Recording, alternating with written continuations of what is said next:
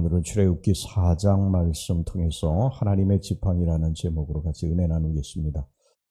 모세가 하나님의 부르심을 받고 곧바로 거기에 가겠다고 순종한 것이 아니고요. 무려 5번에 걸쳐서 거절을 했습니다. 오늘 여기 본문의 1절도 모세의 변명으로 시작이 됩니다.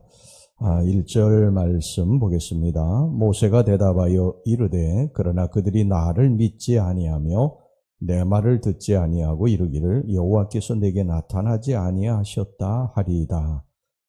이와 같은 반응은 모세가 얼마나 이 일을 마음 깊이 두려워하고 있는지를 말해줍니다. 다른 무엇보다도 어쩌면 모세는 놀림받는 노인이 되지 않을까, 그것이 두려웠던 것 같습니다. 아마 모세는 속으로 하나님께 이렇게 말을 했을지도 모르겠어요. 주님, 저도 애굽에 산 적이 있습니다.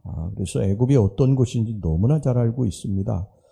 주님은 제가 애굽에 수월하게 들어갈 수 있을 것이라고 생각하는데 저 같은 노인이 거기 애굽에 들어가서 세계 최강의 나라 애굽에 들어가서 제가 살아봤어 하는데 그러한 문물이라든지 또 군사력이라든지 여러 가지 일들이 세계 최강의 나라인데 그곳에 가서 나같이 늙은 노인이 무슨 말을 해서 그들을 설득해서 내 백성을 애굽에서 이끌어내겠습니까?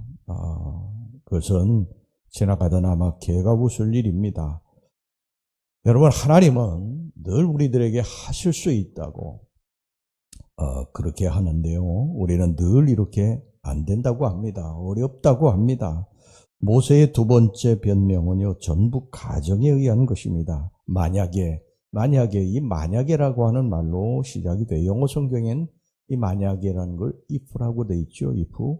만약에 그들이 나를 믿지 아니하며 만약에 내 말을 듣지 아니하면 만약에 여러분, 이 만약이라고 하는 말은 if라고 하는 것은 가정법이죠. 일어나지 않은 일입니다. 그런데 만약에 일어나게 되면 어떻게 합니까? 일어나게 되면 여러분, 우리는 내일에 일어날 일들, 오늘 하루의 일들도 우리는 알지 못하죠. 어떻게 전개될지 모릅니다.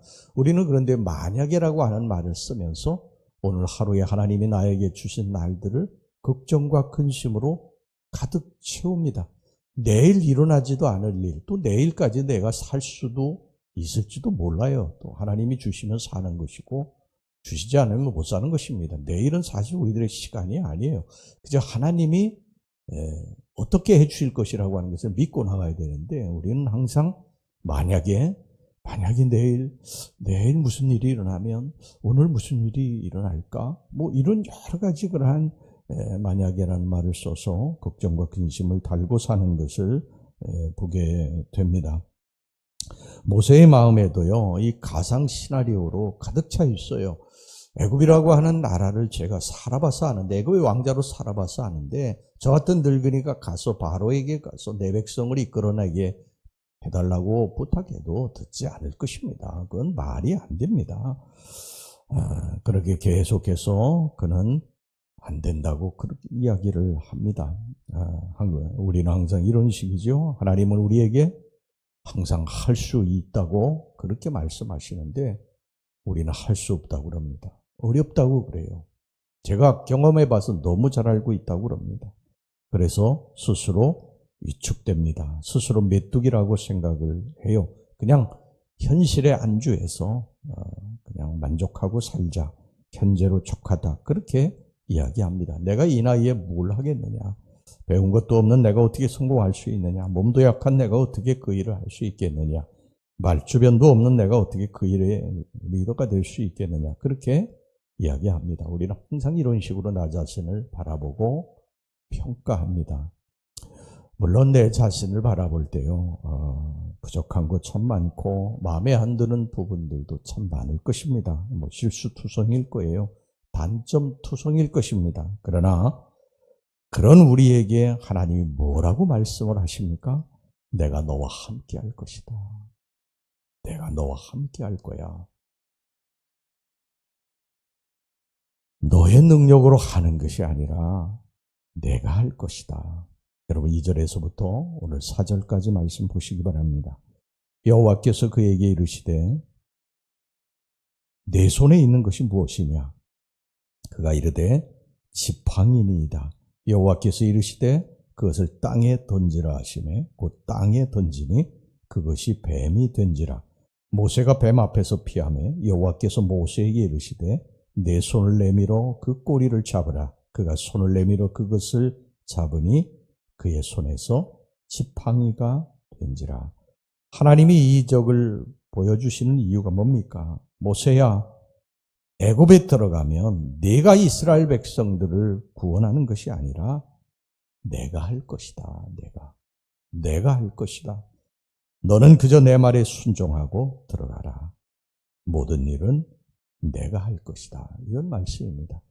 여러분, 하나님은 뭐 산신령처럼 펑 하고 나타나서 우리에게 역사하시는 분이 아니시고요.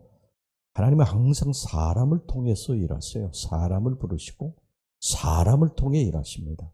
그런데 하나님이 부르셔서 사람을 통해 일하실 때 하나님이 그냥 보내시는 것이 아니라 하나님이 오른손으로 그를 붙잡고 보내십니다. 우리가 무슨 일을 하든지 그래요. 하나님의 일을 하든 우리가 주님의 이름으로 세상적인 일을 하든 하나님이 우리의 손을 붙잡고 하나님이 일하십니다.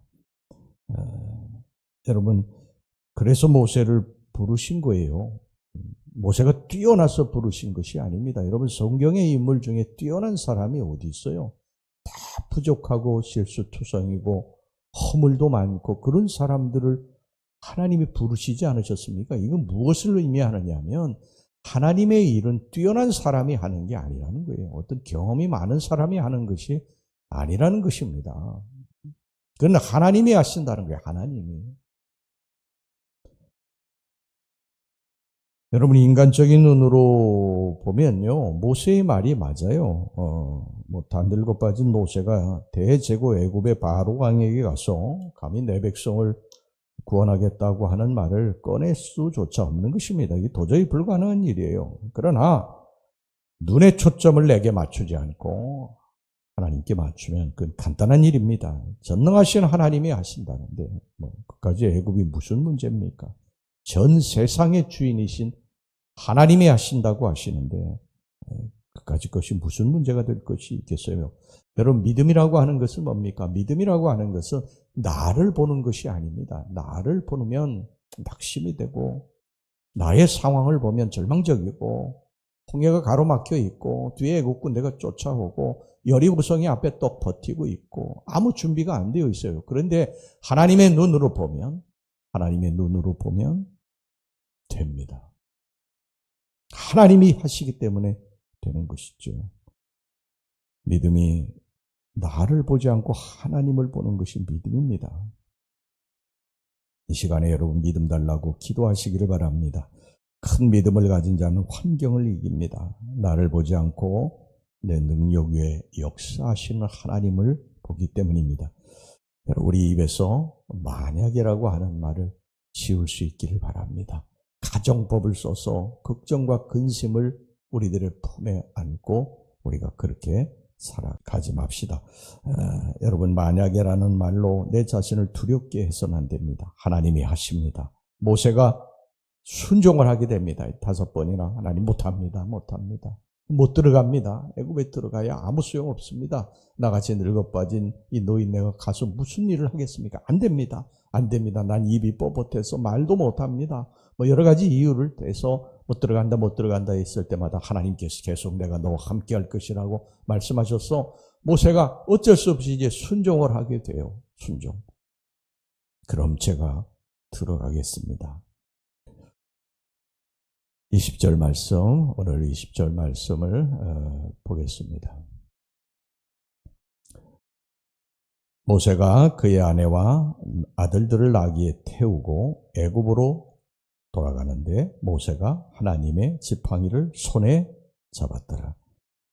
여러분, 모세가 언제 하나님의 지팡이를 잡았습니까? 그가 하나님의 역사를 믿고 순종했을 때 바로 하나님의 지팡이를 손에 잡게 된 것입니다. 여러분, 우리가 현실을 바라볼 때 낙심이 되고 나를 바라볼 때 낙심이 되고 그렇지만 하나님의 말씀에 우리들이 순종할 때 믿음으로 하나님을 바라보게 될 때 그때 하나님이 우리들의 이 연약한 손에 하나님의 지팡이를 들려주십니다. 모세는 이제 하나님의 지팡이를 잡고 여러분 이 지팡이지 모세가 잡은 지팡이는 사실은요 모세가 미디안 광야에서 양을 칠 때 쓰던 정말 그 보잘것없는 지팡이 아닙니까? 그런데 모세가 하나님의 말씀에 순종해서 애굽으로 들어가겠다고 결정하니까 하나님이 그 지팡이를 하나님의 지팡이가 되게 만들어 주셨다는 거예요. 그러니까 모세가 이제 애굽에 들어가는 것은 자기의 그 쓸모없는 양을 치던 지팡이가 아니고요.